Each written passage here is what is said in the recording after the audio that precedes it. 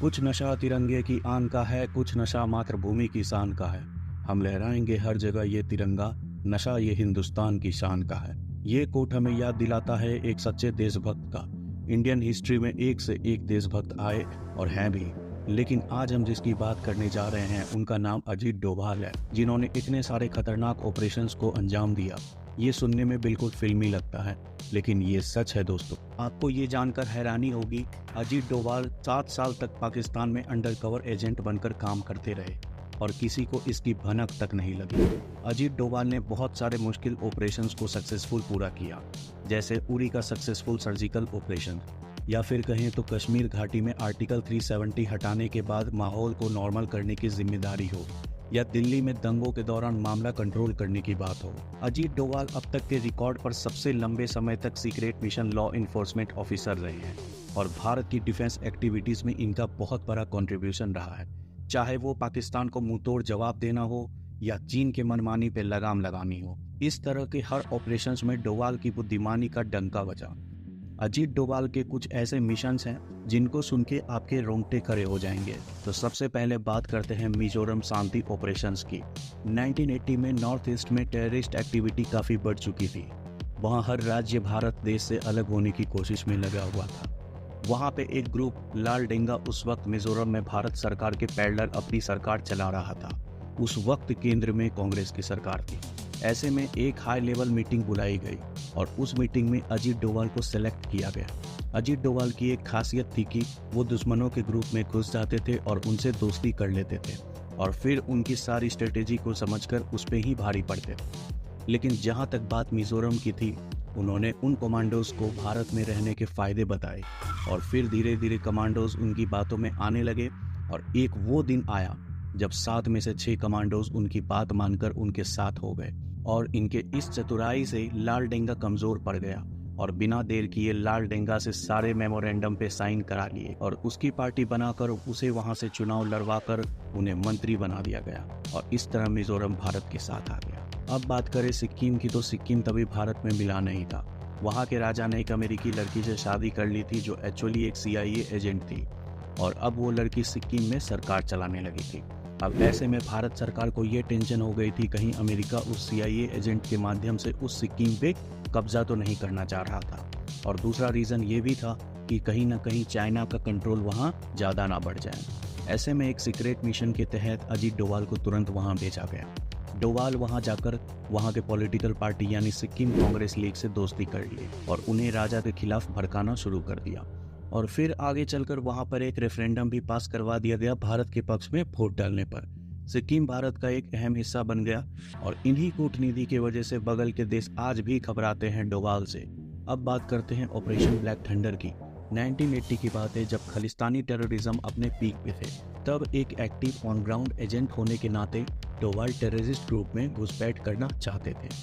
Operation black thunder के समय अजीत डोभाल स्वर्ण मंदिर के आसपास के इलाकों में रिक्शा चलाने का काम करते थे और दूसरी तरफ खालिस्तानी चाहते थे कि हिमाचल का कुछ हिस्सा और कश्मीर का कुछ हिस्सा पूरा पंजाब बन जाए। यानी भारत को तोड़ने के लिए पाकिस्तान उस टेररिस्ट ग्रुप की मदद और फंडिंग भी कर रहा था। अगर इनके ब्लैक थंडर ऑपरेशन की बात करें तो इनके डिपार्टमेंट को भी नहीं पता था कि इस मिशन के बारे में कि अजीत डोभाल को इसके लिए सेलेक्ट किया गया है, बल्कि उन्हें डायरेक्ट इंडियन गवर्नमेंट की तरफ से इस मिशन के लिए भेजा गया था।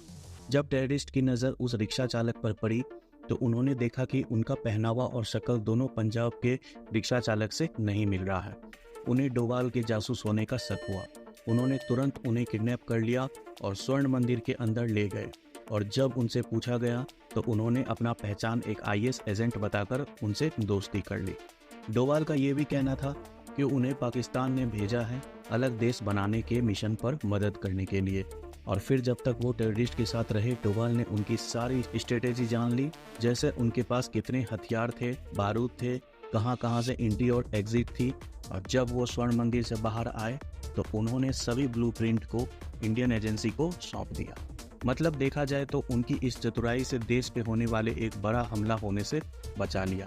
इसलिए अगर उन्हें आज का चाणक्य बोले तो गलत नहीं हो। उन्हें इसी बेहतरीन सेवा के लिए उन्हें कीर्ति चक्र से सम्मानित भी किया गया। इस ब्लैक थंडर मिशन में इतने खतरे होने के बावजूद उन्होंने उन टेररिस्ट का पूरा प्लान फेल कर दिया। आपको याद होगा दोस्तों, 2020 में जब प्रधानमंत्री नरेंद्र मोदी और अमेरिका से आए वहां के प्रेसिडेंट डोनाल्ड ट्रंप गुजरात के दौरे पे थे और सारी इंटरनेशनल और नेशनल मीडिया गुजरात की कवरेज में थी।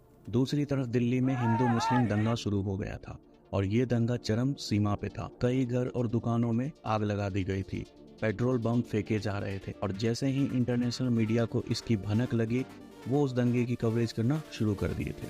तब ये दंगा इंडियन गवर्नमेंट के लिए ये चुनौती बन गया था। ऐसे में प्रधानमंत्री मोदी ने अपने सबसे भरोसेमंद एनएसए अजीत डोभाल को कॉल किया और उन्हें इस पे एक्शंस लेने को कहा। अजीत डोभाल ने अपनी जान का परवाह ना करते हुए न सिर्फ सेंसिटिव प्लेस बल्कि वहां पर जाकर लोगों को समझाया और जिसके बाद हालात काबू में आ गए। इसी तरह कई ऐसे भी ऑपरेशंस हैं जिनके पूरे ना होने का दर्द आज भी अजीत डोभाल के दिल में है। बात करें तो ये बात उन दिनों की है जब दाऊद की बेटी मारूफ पाकिस्तानी क्रिकेटर जावेद मियांदाद के बेटे जुनैद से शादी करने वाली थी। निकाह 9 जुलाई को मक्का में किया जाना था और रिसेप्शन 23 जुलाई को दुबई के ग्रैंड हयात में तय किया गया। ये बात जैसे ही बाहर के एजेंसी को पता चली वैसे ही दुबई में डॉन को खत्म करने की साजिश की गई। लेकिन कहा जाता है ना कि हर जगह एक विभीषण रहता है, उस तरह यहाँ से मुंबई के एक पुलिस ऑफिसर ने डॉन को इन्फॉर्म कर दिया और दाऊद ने अजीत डोभाल को चकमा देकर पाकिस्तान से दुबई भाग गया। जब भारत ने अपना न्यूक्लियर वेपन टेस्ट किया, ये टेस्ट पाकिस्तान के लिए एक बड़ा झटका था। इसके जवाब में पाकिस्तान ने भी न्यूक्लियर बम छिपाकर बनाना शुरू कर दिया था। पाकिस्तान ने फ्रांस और चाइना को भी इस मिशन में मिलाने की कोशिश की, बट फ्रांस ने गलत इरादे देखकर मना कर दिया, बट चाइना ने पूरी मदद करने का इरादा दिलाया। उस समय देश के प्रधानमंत्री इंदिरा गांधी थी। जैसे ही इंदिरा गांधी को इसकी भनक लगी तो उन्होंने रॉ और आईबी की बैठक की और इंडिया से अजीत डोभाल को ये पता करने के लिए भेजा कि पाकिस्तान में क्या सच में न्यूक्लियर टेस्ट की रिसर्च हो रही है कि नहीं। काफी समय तक अजीत डोभाल सबूत ढूंढने के लिए घूमते रहे, लेकिन अफसोस उन्हें कुछ नहीं मिला। और इधर भारत के पॉलिटिक्स में उथल पुथल हुई और इंदिरा गांधी इलेक्शन में हार गई और उनकी जगह मोरारजी देसाई देश के प्रधानमंत्री बन गए। और उधर कुछ दिनों के बाद पता चला कि रावलपिंडी के खान सेंटर में न्यूक्लियर टेस्ट की रिसर्च हो रही और उन्होंने कुछ दिनों तक खान सेंटर के बाहर भिखारी बनकर बैठे रहे और आने जाने वाले साइंटिस्ट की हर गतिविधि पर ध्यान देते रहे, लेकिन उन्हें कोई ठोस सबूत नहीं मिला। फिर एक दिन उन्हें एक आइडिया क्लिक हुआ कि अगर इस सेंटर में न्यूक्लियर टेस्ट पर रिसर्च हो रही है तो जरूर साइंटिस्ट के बालों में रेडिएशन का कोई ना कोई सबूत होगा। तो इन्होंने पता लगाया कि साइंटिस्ट किन शॉप पर बाल कटाने जाते हैं और फिर उन्होंने वही शॉप के बाहर बैठना शुरू किया और फिर वहां से उन्होंने कई बालों का सैंपल लिया और कई मुश्किलों का सामना करते हुए उन्होंने उन बालों का सैंपल भारत को भेज दिया। यहाँ के लैब में जब उन बालों का टेस्ट किया गया तो भारी मात्रा में रेडिएशन मिला, जिनसे ये साबित हो गया कि पाकिस्तान रावलपिंडी के खान सेंटर में छिपकर साइंटिस्ट के साथ न्यूक्लियर टेस्ट कर रहा है। इसे रोकना जरूरी था क्योंकि ये भारत के भविष्य के लिए खतरा था। और जब अजीत डोभाल ने भारत में फ़ोन किया तो मोरारजी देसाई ने ये कहकर टाल दिया कि वो किसी देश पर बिना किसी कारण के हमला नहीं कर सकते थे। ये सुनने के बाद अजीत डोभाल ने हार नहीं मानी। अजीत डोभाल ने इजराइल के खुफिया एजेंसी मोसाद से संपर्क किया और उन्होंने काफ़ी कन्विंस किया, जिस तरह से तुमने इराक को ख़त्म किया वैसे पाकिस्तान में मुस्लिम कंट्री है, अगर उन्होंने न्यूक्लियर वेपन बना लिया तो वो तुम पर खात्मा जरूर करेंगे, इसलिए हमारी मदद करो, इससे दोनों का काम हो जाएगा तो इन फ्यूचर कोई थ्रेट नहीं रहेगा। मोसाद उनकी सारी बातें मान गया, लेकिन प्रॉब्लम ये भी थी कि पाकिस्तान तक जाने के लिए वो इराक के ऊपर से नहीं जा सकते थे और अगर वो लंबा चक्कर लगाते हैं तो उनका एयरक्राफ्ट का फ्यूल खत्म हो जाएगा। उनका कहना था कि अगर वो गुजरात में उतरने का परमिशन दिलवा दे तो हम अपने टैंक फुल कर लेंगे और उसके बाद पाकिस्तान पर अटैक कर देंगे।